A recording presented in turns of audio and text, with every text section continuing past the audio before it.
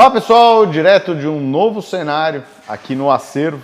Começamos esta segunda-feira uma série de conteúdos aqui nesse ambiente super bacana perto da Paulista, onde você vai encontrar os mais diversos tipos de carro aqui. O Acervo, no próximo episódio, até o Henrique vai estar presente com a gente para contar um pouquinho da história, mas o Acervo nasceu trazendo tudo que tem de clássicos e neoclássicos em muito bom estado de conservação para oferecer para os seus clientes. Também tem um serviço de busca, de procura de carros, nesse segmento bastante específico, assim. E aí eles estão agora nesse novo espaço aqui, que é muito legal. Você vai encontrar de tudo, tem carro alemão, carro nacional, carro italiano, carro francês, Kombi, enfim, uma variedade muito grande. Né? Tudo que a gente gosta. Quem gosta de carro, cara, normalmente gosta de tudo. Eu cheguei aqui, eu fiquei impressionado com a variedade e o quanto de coisas que eu gosto, né, todas juntas aqui, ainda que sejam diferentes, né, como o André falou, de origens aí alemão, francês, americano, inglês, enfim, tudo que é bacana e de uma época legal aí, né? A gente vê muita coisa aqui dos anos 90 e 2000 também. E então, conta como que você é besta, né? Na hora que eu cheguei aqui, você olhou e falou, olha, qual é a primeira coisa que eu olhei? O Audi S3 ali, né? Clássico aí para quem viveu aí final dos anos 90, início dos anos 2000, era o que tinha, né? Muito legal, né? Nossa, espetacular. Desejo de adolescência forte aí. Não, todos os carros, Nem sei que motor que é esse carro, é 1.8 turbo? 1.8 turbo. Mesmo S3 era o mesmo S3 era 1.8 turbo. Com Haldex. E nesse ano aí ele tinha 210 cavalos, né? E depois ele teve 223. o leve facelift ali, né? Que mudou a lanterna, mudou o difusor do ar-condicionado, a telinha. Esse ainda não é. Não. Mudou os faróis. E ele teve um ganho de potência aí para 223 ou 225 cavalos, agora se eu não me engano, mas deu esse upgradezinho aí também, além do visual. Para você que está interessado em saber qual é o carro que nós estamos vendo, pode entrar no Instagram do Acervo, que lá você vai encontrar fotos muito bem tiradas, por sinal, com todos esses modelos aqui que a gente vai falar. Sim. O fato é que, bom, em primeiro lugar, estamos aqui com a presença de Rafa Pérez, do Instagram Restos de Pobre, que vai poder recomendar para vocês também muitos outros carros. E o nosso piloto querido aqui, para se de repente vocês falarem assim, olha, tem um carro aí que eu queria ver como é que ele sai na pista. Pode ser que a gente consiga. Tem dois aí que eu já falei que eu Pode já dei ser que na pista. não, certo? Tem dois aqui que são muito bons para isso. Bom, estava vendo se tinha alguma atualização aqui sobre os problemas da Vivo, mas infelizmente não. Tem um, inclusive, aqui na minha frente que eu gosto muito. A gente era criança, né? A gente era adolescente quando tinha esse carro aqui, né? Então, eu acho que uma coisa que eu acho que é engraçada, e por que esse assunto está tão em voga, né? Carros clássicos, neoclássicos. Obviamente, o colecionismo, a paixão por carros que remetem muito às épocas de cada geração, muito às suas adolescências ali, né? Isso acontece desde sempre, né? Haja visto o Badolato, por exemplo, que ama os Dodges porque era da época que ele estava lá, pré-adolescente, tal, o carro que o pai chegava em casa, ou que via na rua e já gostava. E nós agora estamos muito nessa fase dos anos 90. Exatamente. Que é quando a gente está, nós aqui com 30 anos, né, na faixa dos 30, estamos... Os caras sem vergonha, né? Mas é na fase, você pode ser 30 alto, pode ser 30 abaixo. Mas não, a gente não tá nos 30, a gente eu não tô na faixa dos 40, não tenho, pode parecer, mas não tô.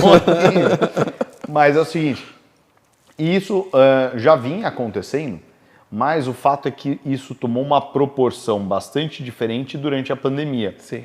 Momento em que as pessoas, na verdade, ficaram meio sem perspectiva da vida, sem saber muito o que fazer, tolhidos das suas liberdades ali de ir e vir e tal, as pessoas começaram talvez o dinheiro que investia em outras coisas, começaram a colocar muito em carro.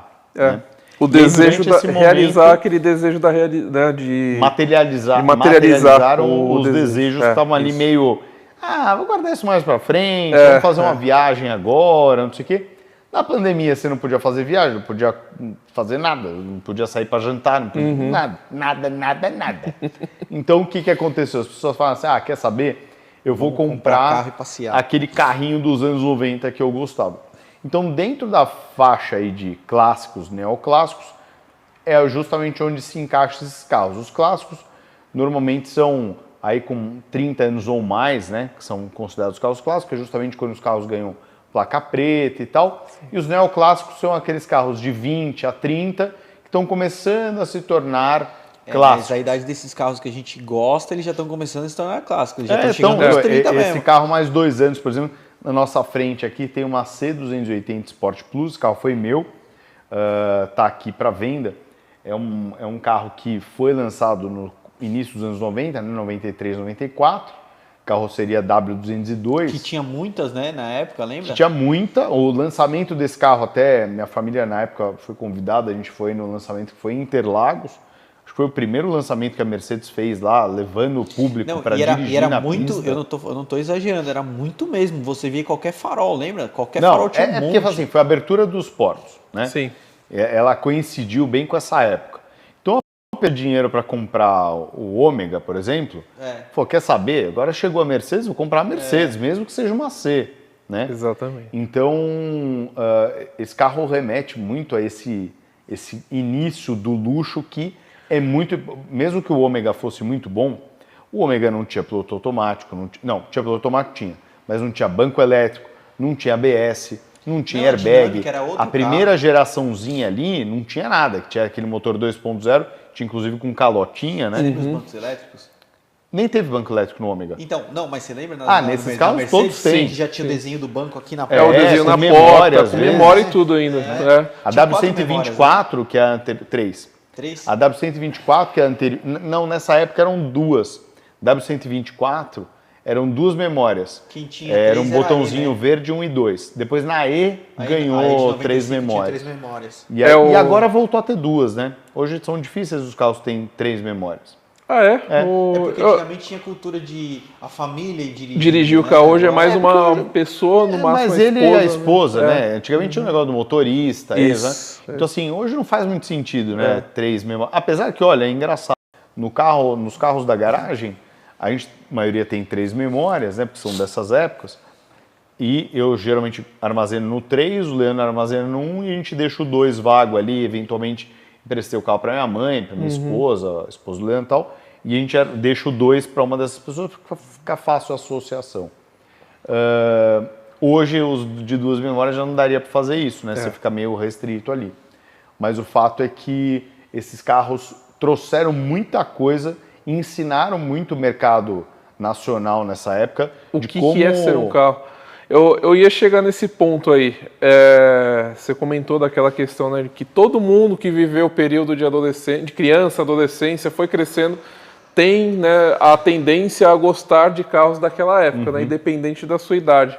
Mas, né, considerando o fator de evolução automotivo, né, e de tecnologia, de entrega de produto, de qualidade, os anos 90, né, com a chegada da importação, principalmente falando de mercado brasileiro, foi uma grande virada, né? Então, que nem o André estava falando aí, os carros chegaram, os importados chegaram, ensinando o que é uma entrega, né? Uma qualidade de construção, concepção, segurança, equipamentos, dirigibilidade, conforto ao rodar. Os carros passaram a ser muito mais silenciosos, acabamentos realmente bem encaixados, né? De 80 para baixo aí, a gente tinha uma grande carência desse cuidado na indústria automotiva. Por quê? Até porque a gente tinha projetos dos anos 60, 70 ainda rodando. Os projetos mais antigos, eles não têm essa otimização. Ele é um carro, ele te entrega sensações, emoções, porém a dinâmica, né? Tanto é que tem gente que pode até achar, pô, mas ficou sem graça, porque não tem mais barulho, não tem isso aqui. Então começou aí, né, realmente uma diferença de qualidade de produto. Que a dinâmica que eu gosto que freie legal, eu gosto que arranque legal, eu gosto que faça curva legal. Que grude no chão. Que você não tenha folga no volante, sabe? Mas teoricamente, você falando assim, é como se você gostasse de um carro elétrico. Então eu ia chegar nesse acelera ponto legal, aí. ele freia legal. Então, mas Eu ia chegar não é- nesse ponto aí. Então, é capaz que no futuro aí, quem tá vivendo agora a adolescência vai olhar para Pode essa ser. evolução dos carros Pode elétricos e ser. falar, nossa, tudo muito mais otimizado, tudo mais emocionante. Mas assim, a minha percepção de carro, tá, é o que é ter motor, escutar o barulho do motor, um sistema que depende do outro, isso aí eu acho que é obra de arte do carro, né? No carro elétrico, o motor elétrico funcionou, Então, mas passou ó, o caso potência pras rodas. o caso dessa Mercedes, eu adoro a compressor dessa aqui. Eu adoro, mesmo o câmbio sendo lento, o automático, que tudo bem, né? Da Tem época. mecânica, né, dessas. Tem são- mecânica. né? O carro é dos anos 90, dos 80 pro, né? Porque é o começo dos 90. Então, final dos 80 pro 90 o projeto. O carro é legal, cara, porque esse carro nos anos 80 ele já tinha essa dinâmica. É que essa transferência dos anos 80 para os anos 90 tem uma diferença significativa ali de melhorias de engenharia, de dinâmica, de tudo. Porque o fato é que o carro do final dos anos 80, o projeto ainda é do final dos anos 70. Né? Então você anda numa W124, por exemplo, uma 300Z com dosificador, ele é um carro que parece que ele não vai morrer nunca, parece que você vai sair daqui, vai até o Qatar lá e o carro vai chegar, mas ele tem uma lentidão em tudo, todas as respostas são lentas, o volante é desse tamanho, é uma coisa estranha. O problema aqui é o as volante coisas já pra mim, estão bem essa- mais próximas, né? Sabe, desse volante, que aí ele tem um joguinho. Aí, vou usar o exemplo, minha mãe teve um Maverick. Minha mãe tinha o V8 e tal, ela gostava. Aí outro dia eu peguei um V8 original de tudo e falei pra ela, sabe o que eu não gosto do Maverick? Ela falou, não, eu gosto do carro. Eu falei, não, na época ele era maravilhoso. Se a gente comparar com a época, era a coisa mais legal que tinha. Mas se for comparar com dinâmica, o que eu não gosto? Você pega aquele volante pesado desse tamanho, com o aro fino, cara, você dá 50 não voltas, dá. o carro não vira nada, você não manobra nada. Então, quando você está andando rápido com o carro, você tem que ficar fazendo 200 manobras para ele virar um pouquinho. Não, é estranho. Entendeu? Então, Assim, é esse óbvio tipo que de... você vai falar isso com o Badolato fala, mas é legal, mas não sei o quê. verdade. Tem a questão nostálgica, característica da época. Isso que o Gabriel tá falando é interessante, porque se você bota um carro desses aí, por mais que ele seja um V8, que era a versão top de linha esportiva lá, se bota um 1.0 3 cilindros de hoje Vai andar mais. em circuito fechado ali, é capaz do 1.0 o negócio andar não é mais. nem- O 1.0 hoje é chato, O mas negócio não é nem da velocidade, você tem que entender a época. Quando você anda numa Maverick daquela época, eu entendo que ele era assim daquela época, mas o que eu gosto? Aí você coloca um Opala daquela época, também tem essa dinâmica. Aí você pega o Opala um pouquinho mais novo, pô, o carro já tá mais gostoso, você entendeu? Eles já melhoraram essa dinâmica. Aí você pega o Gol, aí todo mundo fala, você gosta de Volkswagen, beleza. O meu pai teve o Gol batedeira, né? Cara, aí você pega o Golzinho, pô, a dinâmica já é mais legal, vai melhorando a dinâmica, é o mesmo carro por muitos anos, mas já vai melhorando a dinâmica. sim, as coisas Mas- vão sendo acertadas, né? Essa dinâmica, essa mudança de dinâmica, por que eu gosto? Eu já peguei muito carro antigo que original a gente passou para a pista. É esse acerto de pista que eu gosto porque é daqui que eu vim. Então, às vezes eu posso pegar um Maverick antigo acertado para a pista, o carro é legal pra caramba, porque os caras consertaram tudo que não era legal. Porque é aquele negócio, né? Até hoje é mais ou menos assim, porque o carro que vai pra rua, ele não pode ter a dinâmica da pista, né? De jeito nenhum. Ele vai ter que perder, ele vai ter que ser mais suave, vai ter que ser mais agradável de dirigir, vai ter que durar mais tempo, enfim, uma série de coisas. Homologação, um monte de Pra coisa. tudo, Mas é engraçado ver a evolução dos carros. E o fato é que pode ser que um dia eu goste desses carros um pouco mais novos, mas hoje eu tenho zero vontade de ir numa concessionária comprar um carro novo. Lá na minha rua tem a Suspen técnica. Aí outro dia tava parado uma RS2 e uma RS6. Os dois estavam fazendo manutenção. Minha mãe sabe que eu amo perua. Minha mãe olhou assim e falou, nossa, minha mãe quase teve, em 95 ela quase comprou uma RS2. Pô, que legal. Na época não custava aquela fortuna que é hoje em dia, era mais acessível. E na época eu era criança, eu falava pra ela, é freio Porsche, né? Era o que eu sabia falar, motor Porsche, compra, enchi o saco dela pra comprar. Aí a gente olhou a coluna da RS2, um negocinho fininho, né? E aí você olha a coluna da RS6, uma bitela assim. Aí minha mãe falou, nossa, esse carro, você percebe o quanto é mais seguro, né? Eu falo, mãe, mas eu gosto desse aqui. que parece um Santanão e tal. É legal a RS6, mas a RS6 parece que você está andando numa barcona assim, que você pode andar a 300 que você não vai morrer. É essa a impressão que dá. Agora, você anda na RS2, você já está uns 180, você fala, meu Deus. Não, ela passa, né? Você fica com medo. Você fala, meu Deus. Só assim, bom, deixa eu ver o meu limite do carro. Você entendeu? Você fala, meu Deus, se eu bater isso aqui, eu não sei se eu aguento. Era Esses legal carros isso. novos, você anda, você não tem a percepção de velocidade, né?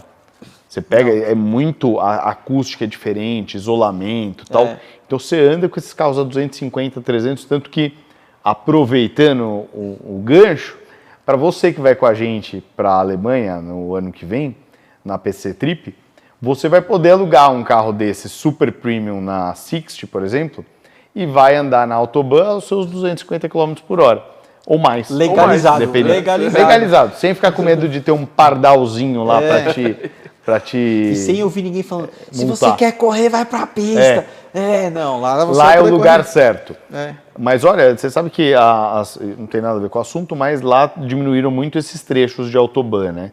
Agora você tem, por conta de poluição, poluição sonora, porque você imagina também, né, cidadezinha que está na beira da estrada, do lugar que o carro passando a 300 por hora, os caras não dormiam, né?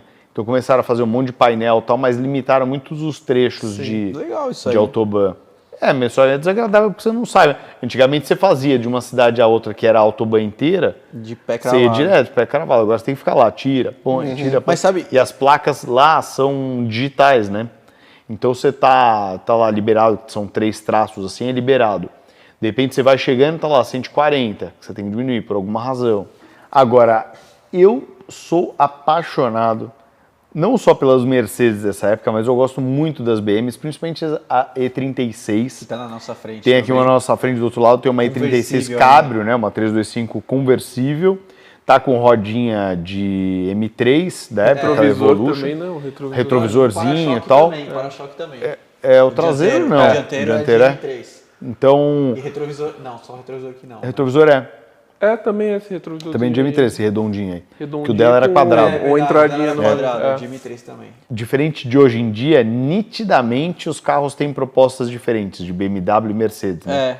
A Mercedes você vai entrar mesmo numa dessa aqui, que é uma Sport Plus, você vai entrar, mas você vê que era o luxo, era o conforto, o banco. Muito mais clássico.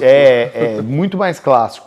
Quando você entra na BM, deu a partida, você já falou, opa, peraí, isso aqui é mais nervosinho. Então, e é engraçado que todos, naquela época, né, dos anos 90, Série C, de 180 em diante, E36, se tornou tudo clássico, cara. Todos se tornaram clássico, não é só os esportivos. Não, todos. Não é os AMG, o M, todos foram clássicos. Todos têm valor, todos têm, principalmente se tiver boa história, estado de conservação. Até os que não eram bem quistos, né? Porque também isso foi mudando, né? Ninguém queria... Tinha uns lá que a galera não queria muito, que era com câmbio manual e a versão de entrada, eu acho também. Principalmente essa aqui, a 680. Então, mas é clássico. Só que é clássico. Hoje em dia... tanto é que tem um amigo que o tio dele até chamava de Monza aquele carro. Porque andava até menos que o Monza. Normal. Mas é clássico. Setinha laranja, a seta dianteira laranja, a lanterna com seta laranja também. Esse aqui, a seta laranja, era só o repetidor, né? Só o repetidor. Mas eu acho que talvez tenha sido trocado nesse carro. Eu acho que talvez Era laranja. Eu acho que era âmbarzinho na dianteira, o lateral e o traseiro fumê. Então a sua não é, né? As minhas são todas brancas. Tá. Por conta do ano. Não, é alemã mesmo. Mas é que as minhas são todas segunda fase, né? Tá. A minha é tudo 97 pra cima. Tanto é que você viu, perguntaram até no Instagram, por que o volante é diferente? Aí você foi lá e explicou, que eu te mostrei, você explicou. Agora, eu tava até tentando resgatar aqui, que tinha mandado uma mensagem interessante, deixa eu ver se eu acho aqui, sobre a valorização dos carros nessa época, né? Porque em 2020, se não me engano, deixa eu ver só se eu acho esse anúncio aqui. Aqui, achei. Olha, em 16 de junho de 2020, foi anunciado uma S600 V12 98, que é a última série da W140, blindada, né? Que hoje em dia, se fosse me oferecer carro, eu não ia querer muito, mas ia acabar comprando porque não tem outra opção. Mas o carro com 121 mil quilômetros, único dono, blindado, regularizado a blindagem, nunca bateu portas. É engraçado a descrição do cara. Mas esse carro estavam pedindo há 3 anos, a gente está em 2022? 2022, sim. Então, 2 anos atrás, estavam pedindo R$ 69.900. Esse carro foi vendido para o Paraná, se não me engano, e hoje esse carro está à venda na Web Motors. E o mesmo carro hoje pede aqui 450 meu Deus mil reais. do céu. Você até tocou um pouco no assunto aí já, falando de preço de carro, né? O que vocês acham, né, dessa loucura ou não, né? Ou característica de mercado? Porque eu recebo todo dia esse tipo de pergunta, né? Ah, mas... nossa, você acha certo... vamos falar no carro atual. Um Golf GTI custar 220 mil reais, ano 2018. Então. Você acha certo? Você concorda com isso? Aí a mesma coisa, vamos voltar lá nos anos 90 e falar, num clássico nacional, um Corsa GSI custar 70 mil reais, você acha correto isso? Hoje, né? Hoje. Você consegue montar um GSI. Mas eu acho que isso está mudando agora. Então, sabe o que acontece? Assim, as pessoas elas têm as referências delas. Às vezes ela comprou os carros na vida dela lá e ela sempre pagou barato. E geralmente fez isso antes da pandemia, né, também. Que era outro referencial. Então, o que eu sempre falo, eu estou no meio ali, eu vejo todo dia várias negociações que, se as pessoas vissem, elas achariam absurdas, mas é o mercado, entendeu? Então tem gente comprando carro antigo a 200 mil reais, carro que Opala 200 mil reais. É que eu acho que teve uma... Durante a quadrado de 180... Eu acho que durante a pandemia teve uma transferência de investimentos, né? De prioridades de investimentos. Então, o cara que pagava uma viagem, às vezes 100, 200, 300 mil reais para fazer uma belíssima viagem e não podia fazer aquilo, ele acabou falando assim, quer saber, eu vou pôr o mesmo valor num outro bem que me interessa. Que vai me divertir da mesma forma. E ficou mais ou menos isso. Então, assim, isso aconteceu com relógio, com joia, com arte, com carro.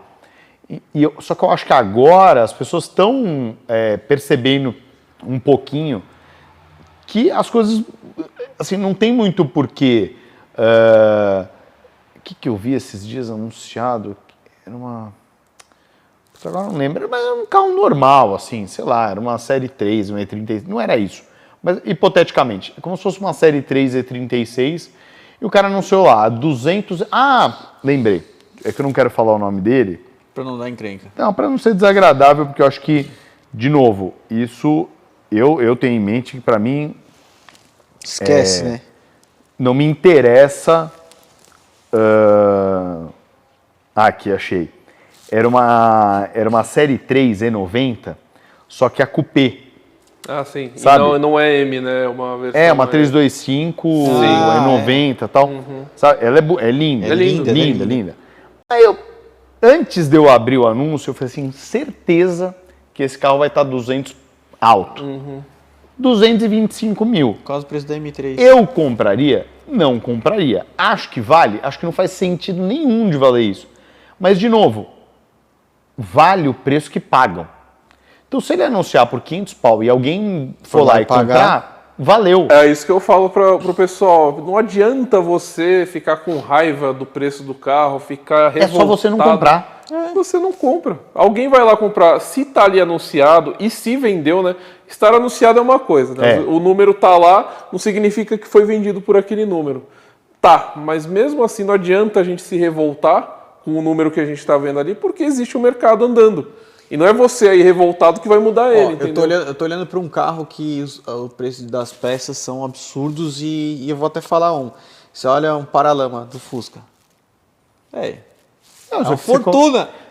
É uma fortuna. Não, mas é que tem de tudo também, né? Não, mas... Você vai na Duque de Caxias ali, você compra de 25 a R$1.000. Não, a questão é que um é um pelinho, uma folhinha.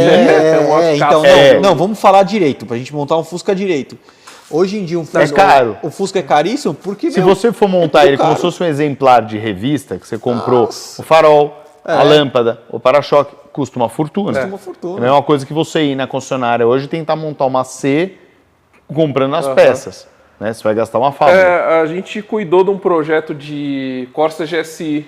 Eu lembro desse aí. Você falou. O Corsa GSI, a gente fez de tudo para comprar o carro mais inteiro possível. Pagamos relativamente um valor alto. Aceitável, Mas ainda alto por conta do estado de conservação. Mas ainda assim, por preciosismo e para deixar ele entre os melhores da atualidade, gastamos quase 30 mil reais em cima. Nossa. Entendeu? Então aí a gente já vê que... Era o branco lá? É o branquinho. Foi 26, 27 mil reais O em carro? cima. Não, o carro foi 34. E 34 mais 30 de peça. Mais 30 de manutenção. Ou seja, aquele negócio, se você vai vender hoje, você tem que minimamente pedir seus 75, então, 80. Aí eu falo você, meu amigo, que fez isso. Comprou o carro por 30 e pouco, juntou, teve que fazer mais 30 para deixar ele impecável. Você vai vender por 25 porque tá todo mundo falando? Porque é mercado, né? Então, assim, uma coisa faz o cálculo, né? Antigamente a gente sempre falava assim, mas você fez manutenção do seu carro porque você quis, não é mais nada que tua obrigação, não dá para pôr isso na conta. Eu falo, é verdade, você tem razão. Que nem semana passada um ignorante veio lá me mandar uma oferta que nem está à venda. Ele veio lá pedir, pelo amor de Deus, para eu vender a minha perua AC dessa geração, 98, né? Aquela da AS202 lá. Da bomba de combustível. Da bomba. Aí, não, porque eu quero. Eu falei, olha, cara, realmente o carro não está à venda. Ele está com roda monobloco, tá todo revisado. Trocamos a bomba de combustível. Eu falei assim, cara, se eu fosse vender esse carro hoje, acho que eu pediria na faixa de 80, 89. Mas você é louco? A sua obrigação é revisar o carro e deixar ele funcionando. É lógico, para vir um oportunista como você, comprar o meu carro para eu vender no preço que você quer. Vai comprar de 40, feito uma aí, custa 45, tá no mercado. Vai comprar ela e faz as revisões. Você vai ver quanto você vai gastar.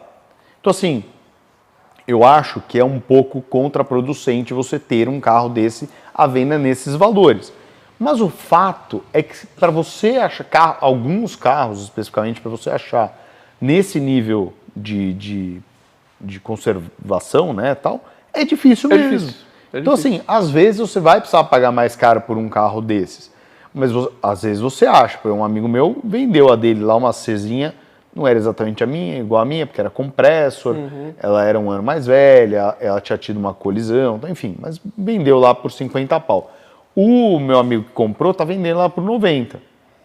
Então, assim, e vai vender. Se não me engano, estava até reservado, acho que vendeu já. Então, assim, é o público, é o cara certo, no momento certo.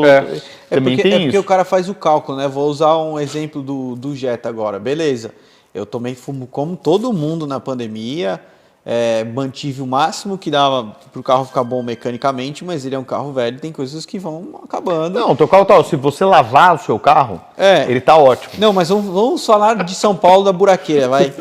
Eu tenho que gastar uns 7 pau de suspensão para deixar ele 000 de suspensão. 0, com tudo certinho, peça original, boa. Não, isso, e você cuidando bem do teu carro, se você tirar a roda para balancear, você vai ver o que tem de roda amassada. Exatamente. Não, vamos fazer. Esses 7 pau. Aí você quer deixar não sei o que, tem o banco, tem não sei o que, vai deixar direitinho. 15 pau.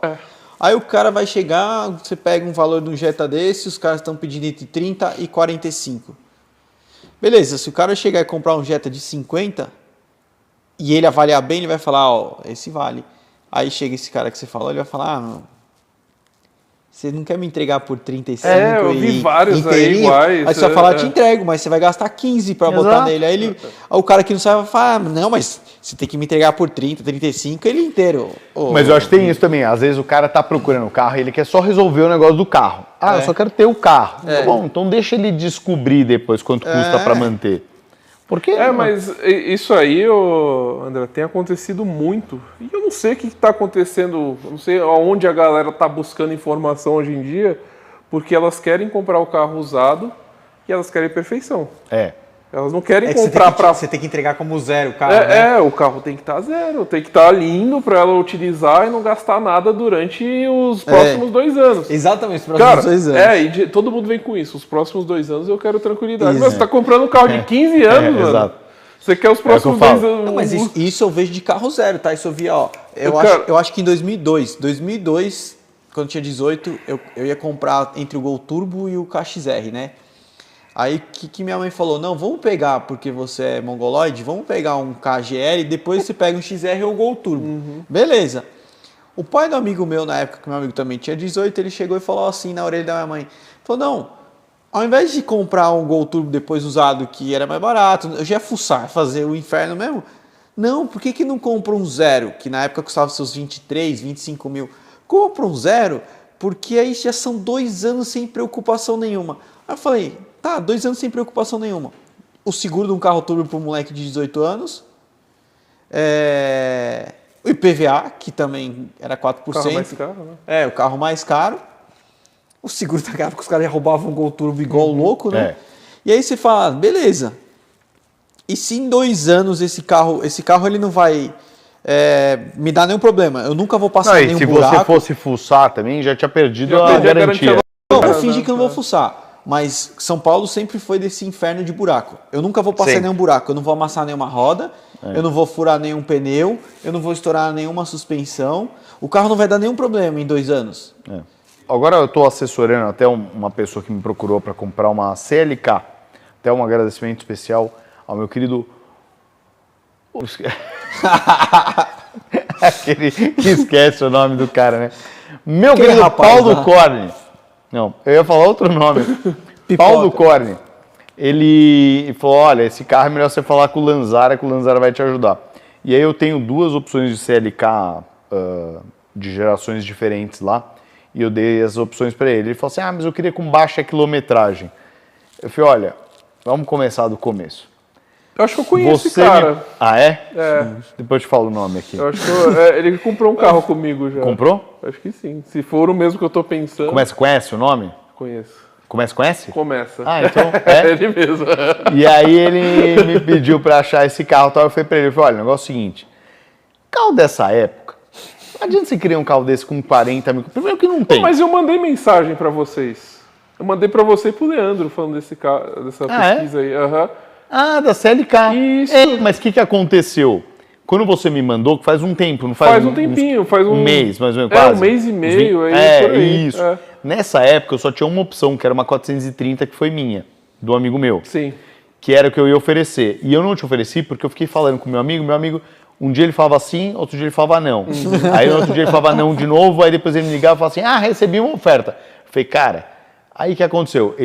Ontem ele me mandou mensagem e falou assim, ontem não, semana passada ele me mandou mensagem, falou, não, definitivamente eu não vou vender, eu quero rodar 1 milhão de quilômetros com esse carro. Aí eu tinha desencanado. Quando esse fulano me procurou, eu falei, peraí, deixa eu dar uma olhada se outros 2 vão querer. Porque tinham me pedido muito tempo atrás. Esse seu amigo indeciso não se chama Leandro, né? Não, é o Vitor da Play Boutique. Né? Não, é o Vitor da Play Boutique. E aí eu falei com essa pessoa e eu falei, olha, deixa eu dar uma olhada se tem 2 outros carros que voltaram à venda, porque as pessoas também não queriam vender. Aí uma é uma CLK 320 da primeira geração, igual aquela que eu tive, e outra é uma CLK 320, mas já segunda geração. Eu tento deixar isso muito claro para as pessoas.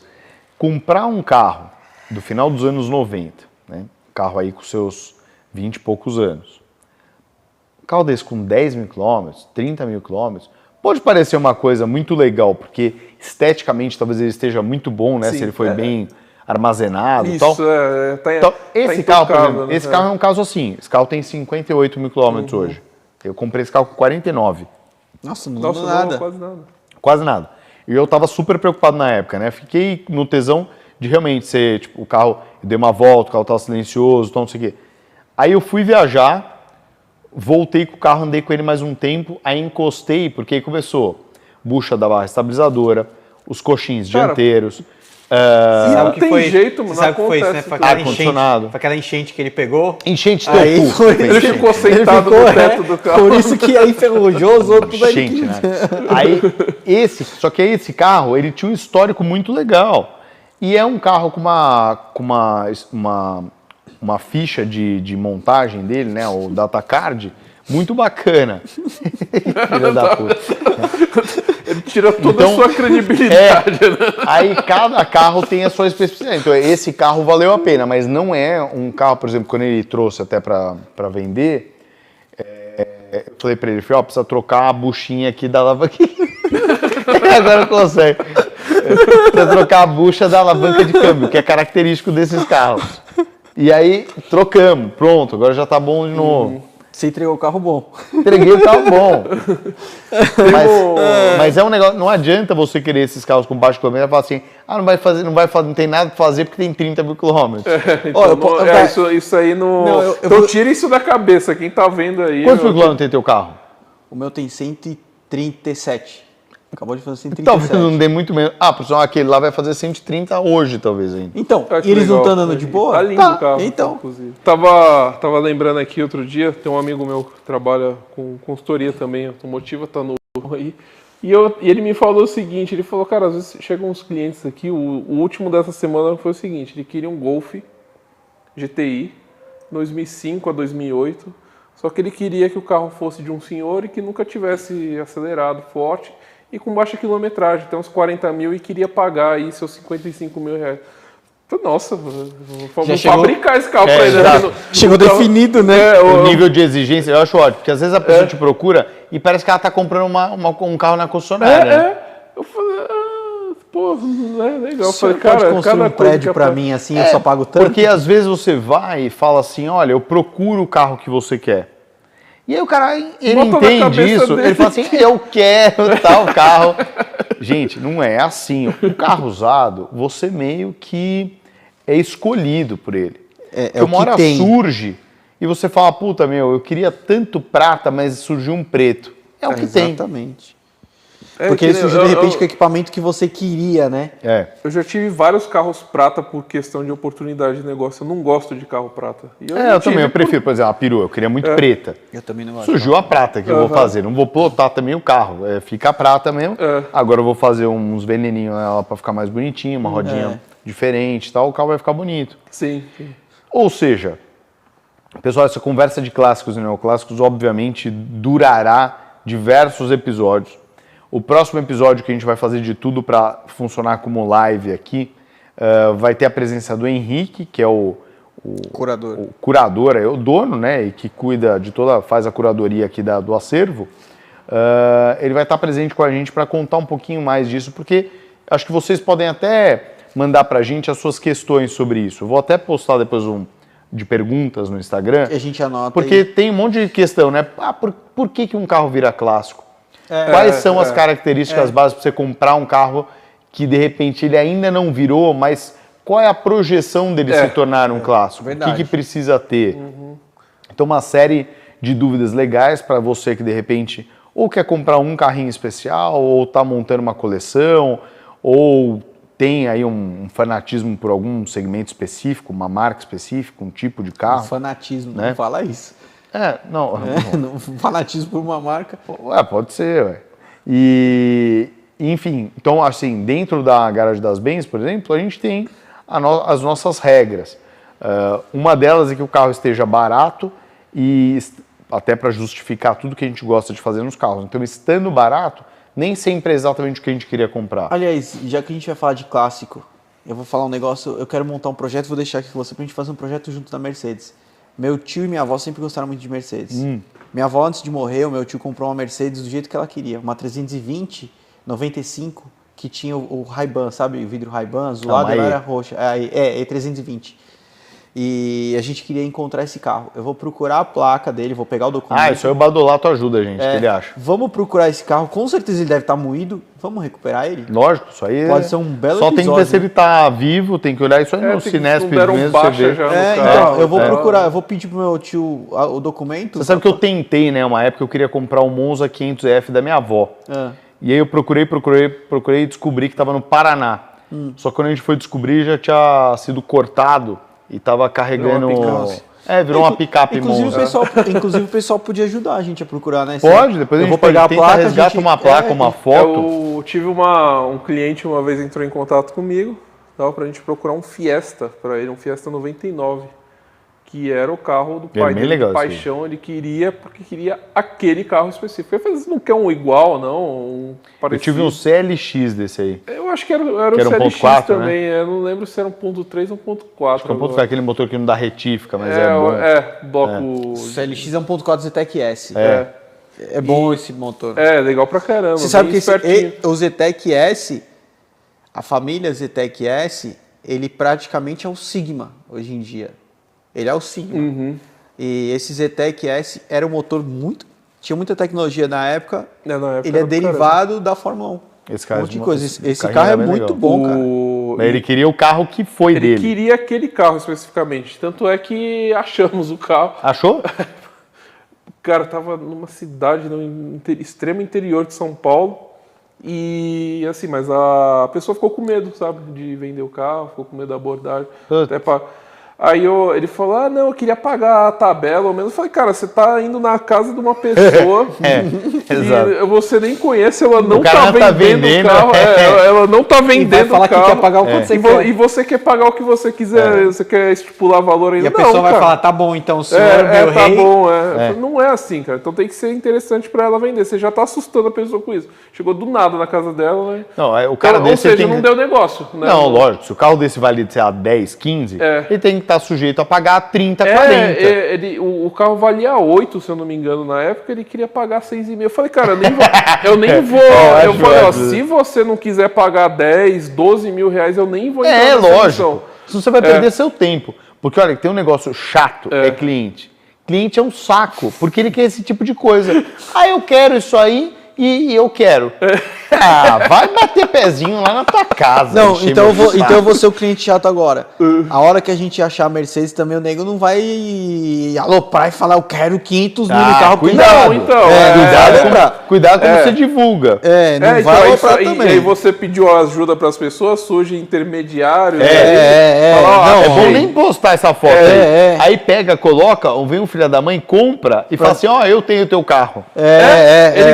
O carro lá ele comprou por 15, ele quer te vender por 40. Não, tá bom. Aí ele compra, a gente não compra. Fica pra ele, fica lá. Inclusive, já tivemos vários casos aí, aconteceu já comigo duas vezes, eu acho que já aconteceu com você também, André.